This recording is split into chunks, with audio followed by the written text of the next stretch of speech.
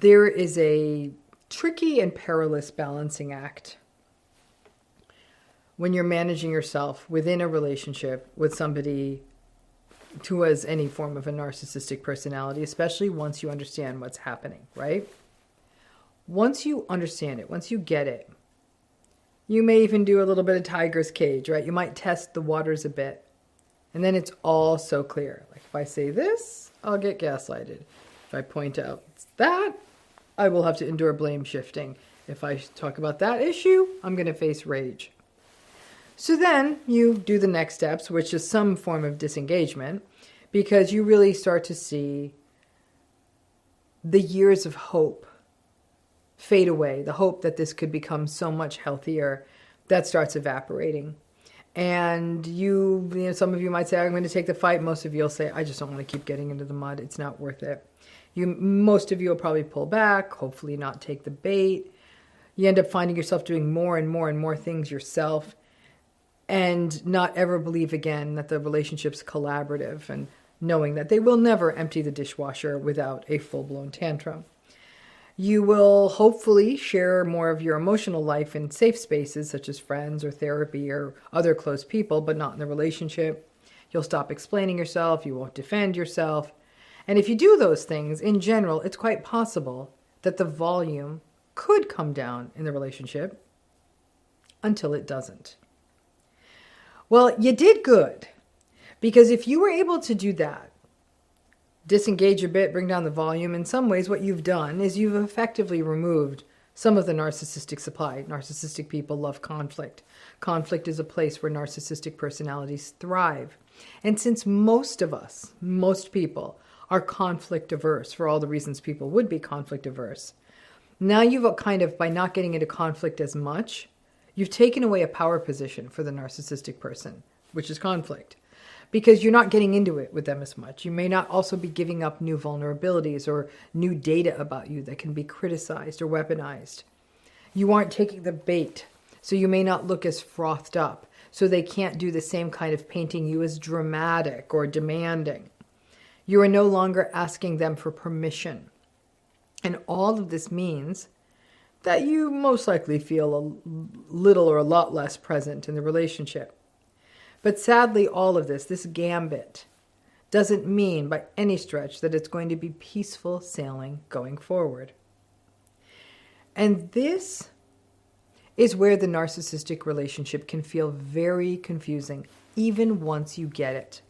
We make the mistake of believing that people with these personalities, that they lack empathy. And I say this again and again. Narcissistic people don't lack empathy. Narcissistic people know what empathy is. They even harness it at times. But it's really a sort of, I can't be bothered with it. Especially when it's not getting them what they need, or the narcissistic people, basically they're too centered in their own lives to shift the lens, to empathize with someone else. And this sort of incapacity to be empathic is really magnified when they are not in a good mood. A well-supplied narcissist can often look relatively empathic, frankly. So with that wrong assumption that narcissistic people lack empathy, we can actually be a bit shocked when our shift in engaging with them and our shift in general energy in the relationship is actually spotted and noticed by the narcissistic person. We think to ourselves, they've never noticed a damn thing about me in this relationship except maybe in the first month. They don't notice that I'm sad. They don't know that I'm happy. They don't notice that I need something, nothing. And now they're noticing that I actually stepped back. Like, what the actual is what goes through people's minds. Well, narcissistic folks, and particularly those with vulnerable narcissistic styles, more of the negative emotions, or what we see here, like sadness or anxiety. Vulnerable narcissistic people have a really pronounced sense of grievance, victimhood, sullenness, petulance, disenfranchisement. They constantly feel put upon by the world and other people. They're passive-aggressive more than overt aggression, more silent treatment, less loud tantrums kind of thing. They have very flimsy self-esteem based almost entirely on what other people think. So it just goes up and down like an EKG. They can have some social anxiety and even social awkwardness. There can be irritability, suspiciousness, lots of oppositionality. You can't make me do that. I don't have to do what you tell me to. I have freedom.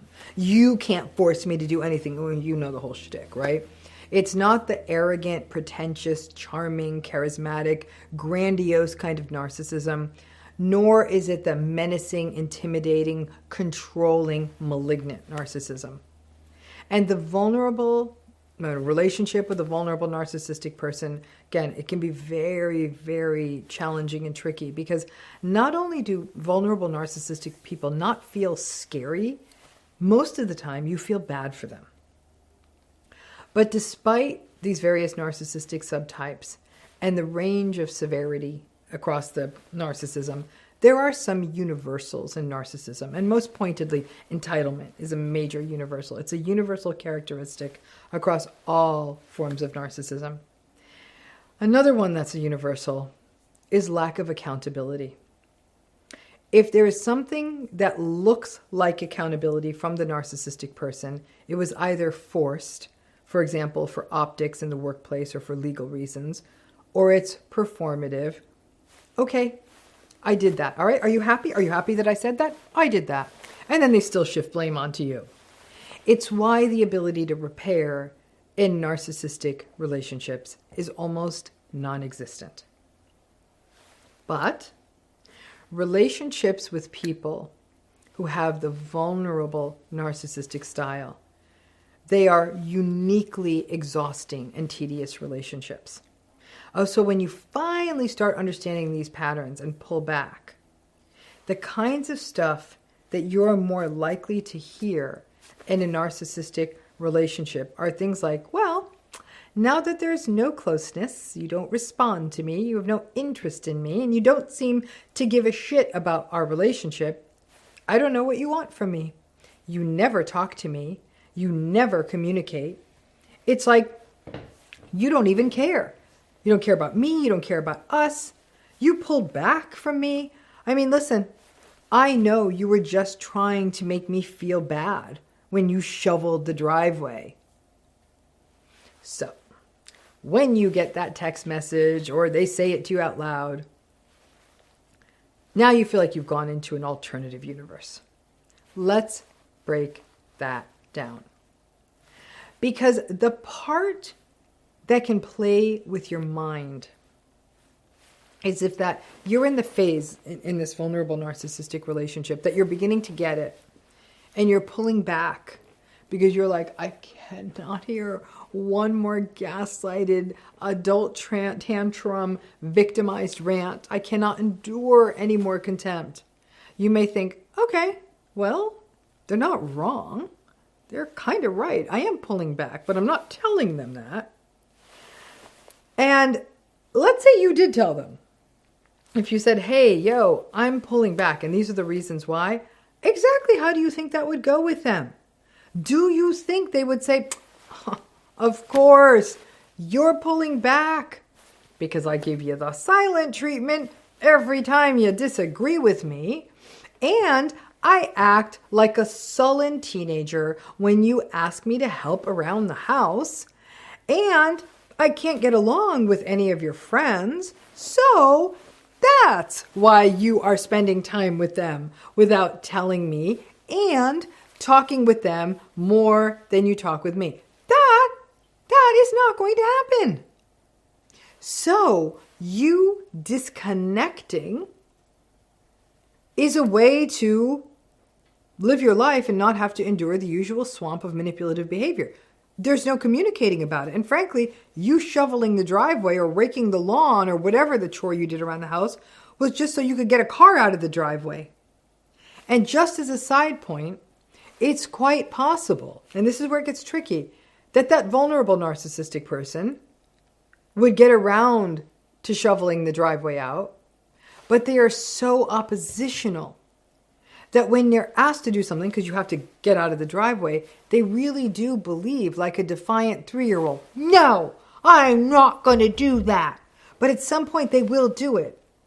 without perhaps without you asking them. Well, when you do it without asking them, that's what brings up the shame and the rage for them. It's exhausting. So instead of getting into the whole shame dance with them, it just feels easier to shovel the driveway or empty the dishwasher or do the laundry or take out the trash. It's easier than asking them to do it. Vulnerable narcissistic people are also very rejection sensitive, more than all the other types. Vulnerably narcissistic people, they detect when somebody doesn't like their behavior or even when someone's distancing from them. And it activates a lot of shame and even their fear of abandonment. That can also froth up more of that vulnerable shame and then more anger. So when you do get a victimized text from a vulnerable narcissistic person saying, well, you're the one who's never talking to me. You pulled back. We aren't close. You're not even communicating with me. Once again, you're the problem. There's absolutely no accountability from the person with this form of narcissism that it was their behavior, their reactivity, their tantrums, their oppositionality, as though you pulled back just for fun. And at that point you think to yourself, I can't win. Engage, disengage, none of it works. And that's because you can't win. There is no frictionless path forward.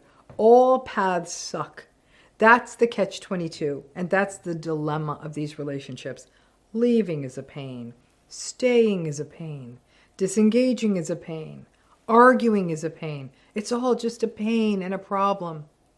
The focus on understanding the dynamics of these relationships, understanding how it affected you, the behaviors that you had to engage in to remain safe and connected, that's all part of healing and ending the cycle of silencing yourself in order for you to remain attached to someone who is not healthy and who is not safe. These messages and statements you might get in one of these relationships, you're so distant, you don't care anymore, we don't talk anymore, you don't seem interested in me anymore. It's a pretty universal theme in these relationships once you start healing. But if you really notice, as always, what the hell is missing? It's always the accountability that's missing, right? There's absolutely no awareness or willingness to acknowledge that it was their behavior. It was their gaslighting. It was their manipulativeness. It was their unreasonable expectations, their entitlement, their contempt, their oppositionality that ultimately fueled this decision for you, that you tried 100, 1,000, 10,000 times to communicate and connect, but were chronically met with pushback or the idea that you were being selfish, you were being difficult or entitled or demanding or needy. And there was no way to have a conversation about this. Nope. But when you were the one who were like, enough, and you stop engaging in the toxic dance, now, all of a sudden, they're in search of intimacy and connection, and you're the cold, punitive one? The assumption by the narcissistic person is that one day, out of nowhere, you just decided to disengage. And they can't imagine why.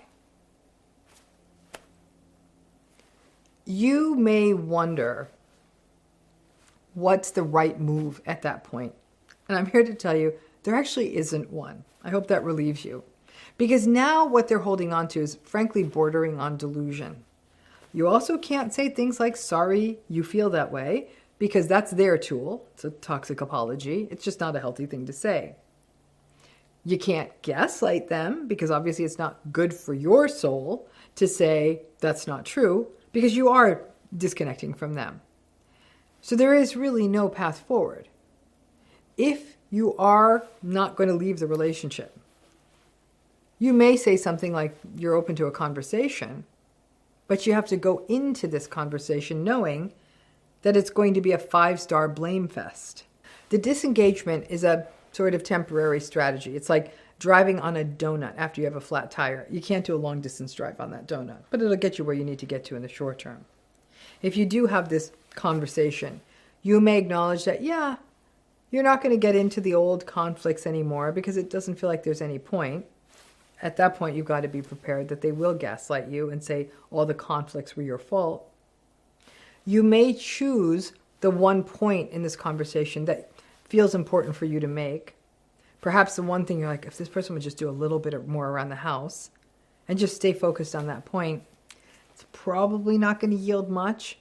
But then at least you aren't trying to have a conversation about something completely unchangeable, which is their personality. You're not trying to make them understand things, comprehend things. You're just trying to see if you can get on something that resembles a schedule on trash cans or lawn, on doing the lawn. But when you get one of these texts, or they say something like that to you, when you are sort of disengaging a bit and trying to heal and not taking the bait, it absolutely can feel like you can't win, because you can't. Again, when it comes to trying to make one of these relationships with a narcissistic person function normally, it can't be done. So I hope you'll give yourself permission to stop trying. Thanks again.